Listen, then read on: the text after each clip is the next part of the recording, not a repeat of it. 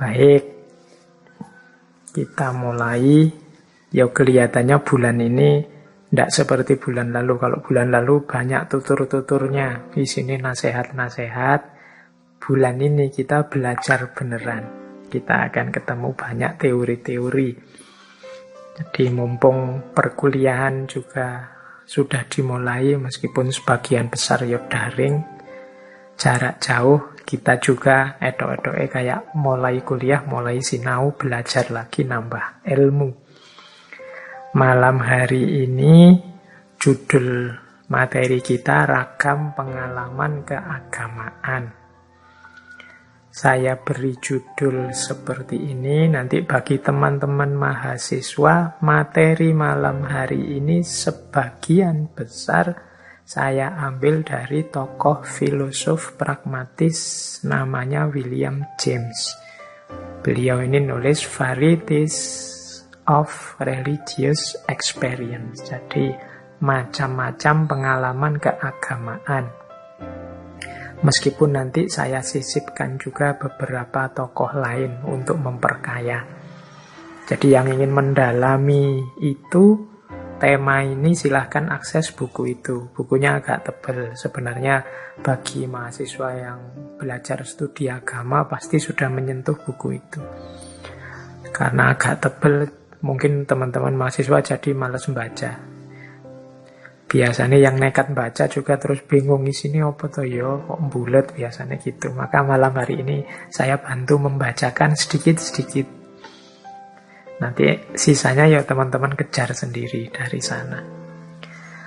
Baik, bismillah, kita mulai. Ini yang pertama, kalau ini tidak ada di Varieties bagian awal, nanti yang tidak dari bukunya William James saya sebut dari mana. Kalau yang pertama ini tentang fitrah beragamanya manusia.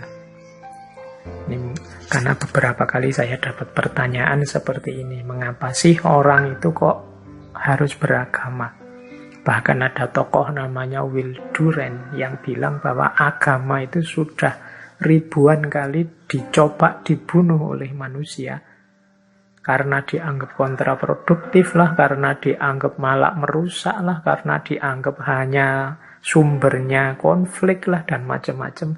Tapi sampai detik ini dia tetap eksis, tetap hidup, bahkan mungkin semakin mengakar. Kalau dalam bahasa agama ya memang tidak mungkin kita membuang agama, karena agama itu bagian dari fitrahnya manusia. Nah, di slide yang pertama ini saya ambil beberapa teori yang menunjukkan bahwa agama itu fitrah. Yang pertama, mengapa orang beragama? Ada teori ya karena manusia itu ya jasmani ya rohani, ya material ya spiritual. Nah, wilayah yang diopeni oleh agama itu wilayah yang rohani, yang spiritual ini. Jadi agama momong ranah spiritual. Sehingga ketika orang membuang agama, biasanya terus dia kehilangan dimensi spiritualitas dalam dirinya. Dulu ada cerita Barat pernah melakukan ini di bagian tertentu. Tentunya ya tidak semua orang Barat.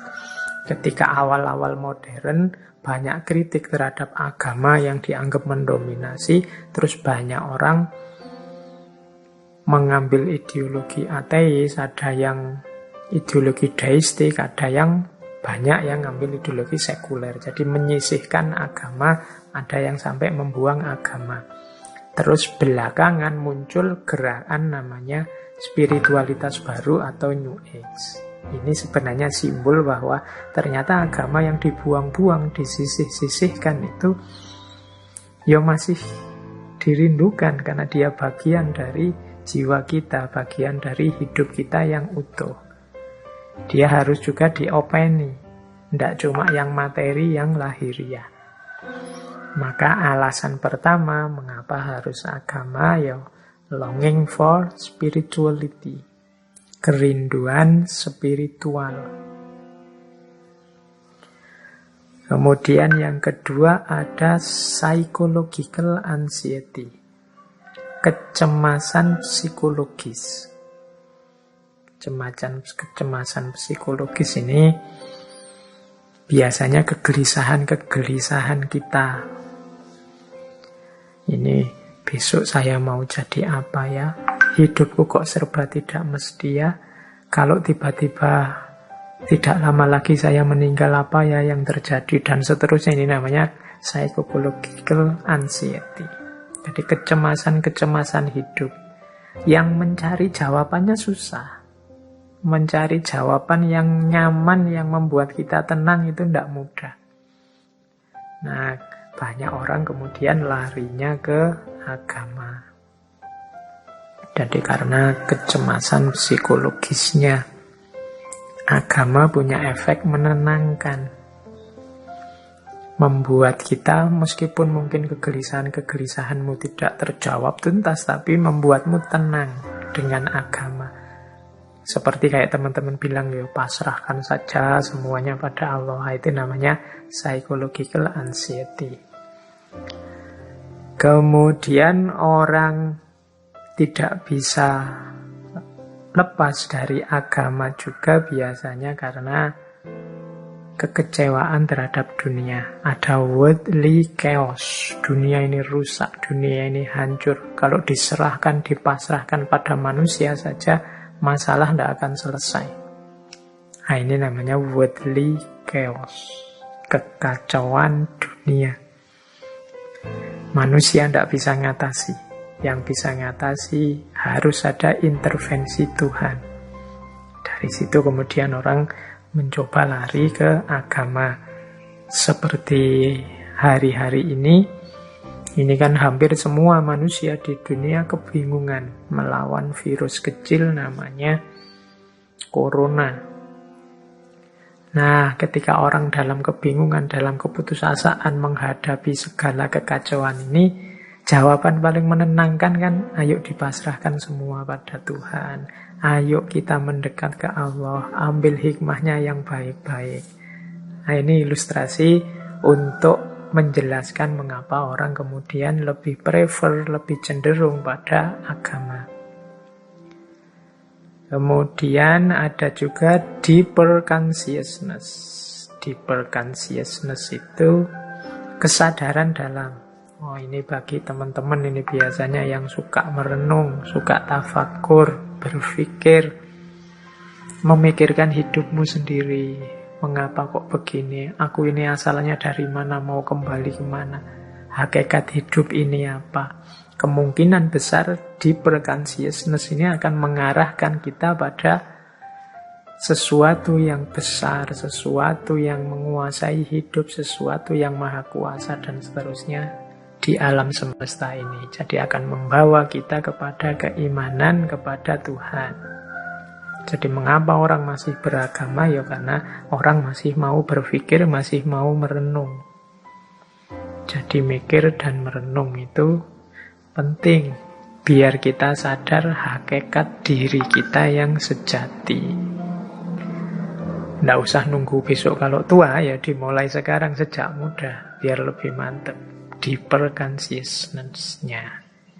Dan yang terakhir kalau ini menunjukkan bahwa manusia itu lemah. Jadi butuh pada yang maha kuasa, butuh yang maha baik di luar manusia. Need for all omnipotent, benevolent, holy others.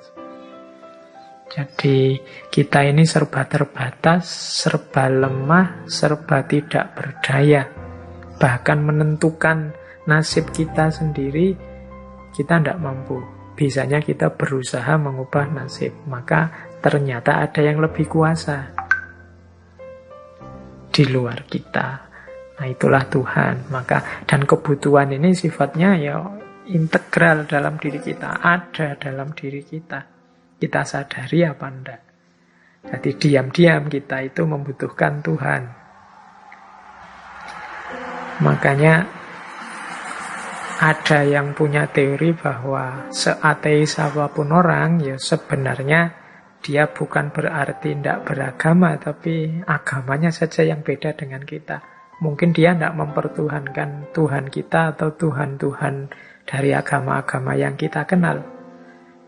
Tapi kemungkinan besar dia punya Tuhannya sendiri.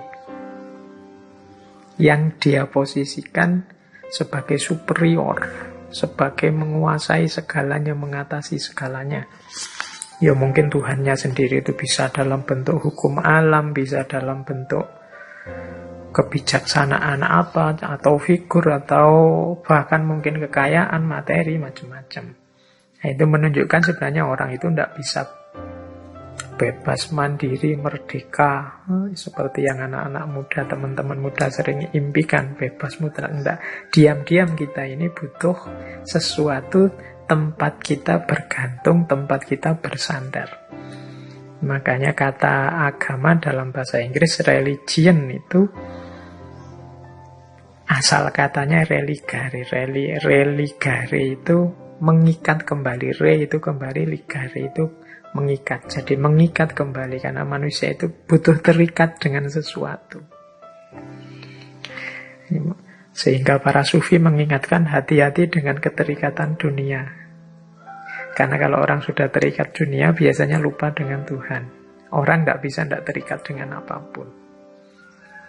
Maka disinilah nanti kemudian orang geser ke agama, keterikatan pada yang maha kuasa, maha baik, maha segalanya. Nah, jadi mengapa beragama itu masih saja eksis hari ini dengan segala peristiwa-peristiwa yang dalam tanda petik ini seolah-olah menjatuhkan nama agama ini. Agama dianggap sumber konflik, agama dianggap biangnya kekacauan dan macam-macam. Ternyata ada beberapa faktor yang membuat susah manusia itu lepas dari agama.